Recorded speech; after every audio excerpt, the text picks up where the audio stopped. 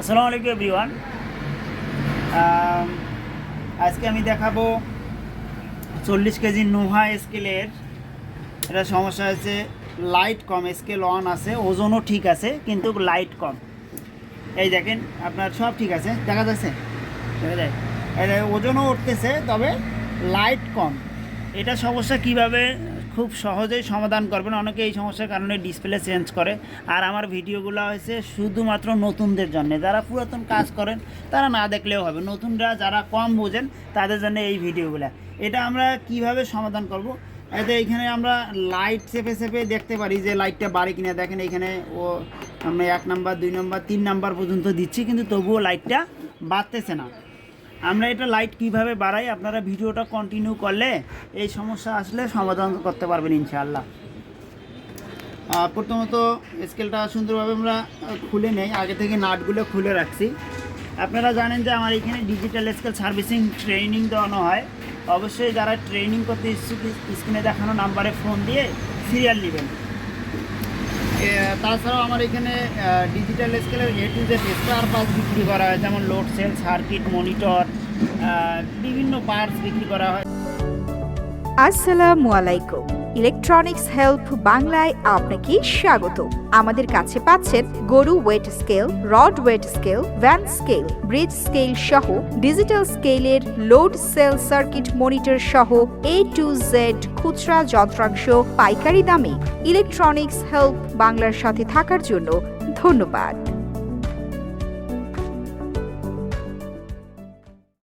এছাড়া বিভিন্ন প্রকার স্কেল বিক্রি করা হয়, যেরকম element scale, rod weight scale, van scale, bridge scale সহ বিভিন্ন স্কেল তৈরি করা হয়। আপনারা বিশেষ সহকারে নিতে পারেন সারা বাংলাদেশ থেকে।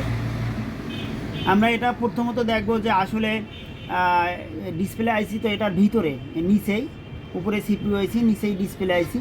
এটা সমস্যা হবে আপনার ডিসপ্লে আইসিতে যদি ভোল্টেজ 3.3 ভোল্টেজ অ্যাকুরেট না পায় তাহলে এই সমস্যাটা হবে। আমরা প্রথমত দেখে নেব যে 3.3 ভোল্টেজ আসে কি না ডিসপ্লে আইসিতে। মিটার দেখা যায়। আচ্ছা, এই ধরনের আমরা সুন্দরভাবে আগে ডিসপ্লে আইসিতে 3.3 ভোল্টেজ মাপি নিব। আমরা অন করলাম, ফার্স্ট রেগুলেটর হয়েছে 3.3 ভোল্টেজ ডিসপ্লে রেগুলেটর। ফার্স্ট রেগুলেটরে আমরা ভোল্টেজ মাপি নেই কত আছে। ফার্স্ট রেগুলেটরে ভোল্টেজ প্রথমত প্রেজেন্ট হয়েছে কত দেখি, প্রেজেন্ট হয়েছে 6.59 ভোল্টেজ, প্রেজেন্ট হয়েছে 6.59 ভোল্টেজ।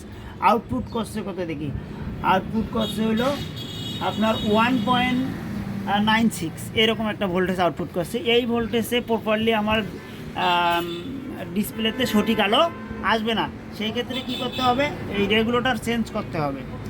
রেগুলেটর তো নতুন কিনতে পাওয়া যায় না, এটা রেগুলেটরের নাম্বার হচ্ছে 733।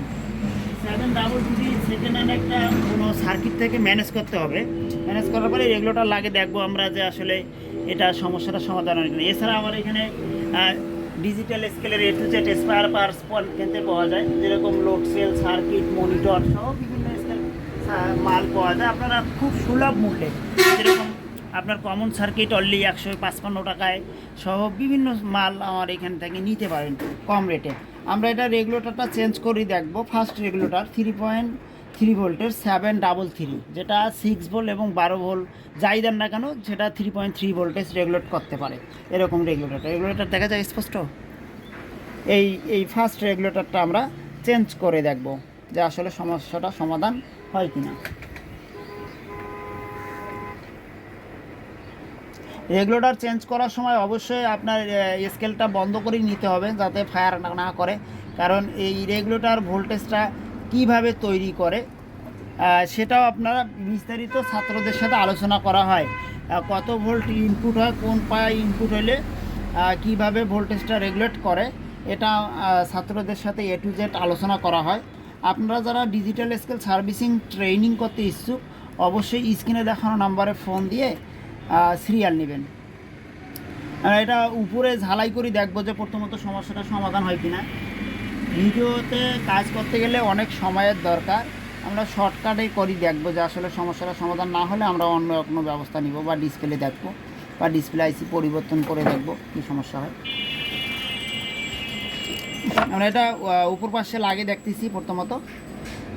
সমাধান হলে তারপরে ভিতরে লাগাবো। অনেকেই বলে যে ভাই আপনার তাতাল ঠিকভাবে কাজ করে না। আমি ভাই ডিজিটাল স্কেল সার্ভিসিং ট্রেনিং করি, নিজে কখনো সার্ভিসিং করি না, বিধায় আমার তাতালটা এরকম সমস্যা করে। আমরা রেগুলেটরটা চেঞ্জ করলাম, রেগুলেটর চেঞ্জ করার পরে দেখবো যে আসলে লাইটটা কেমন আসে। রেগুলেটরটা চেঞ্জ করার পরে লাইটটা ভালো দেখা যাচ্ছে, ভিডিওতে দেখি, ভিডিওতে ভালো না দেখার কারণে আমরা কেচিং লাগিয়ে দেখি, দেখেন কেচিং লাগার ফলে এখন দেখেন আমার পারফেক্টলি লাইটটা চলে আসছে। আপনারা যারা ডিজিটাল স্কেল সার্ভিসিং ট্রেনিং করতে ইচ্ছুক, এরকম কঠিন সমস্যাগুলো খুব সহজে সমাধান করতে পারবেন যারা ট্রেনিং করবেন। ট্রেনিংয়ের জন্য অবশ্যই স্ক্রিনে দেখানো নাম্বারে ফোন দেবেন। ধন্যবাদ, ভালো থাকবেন।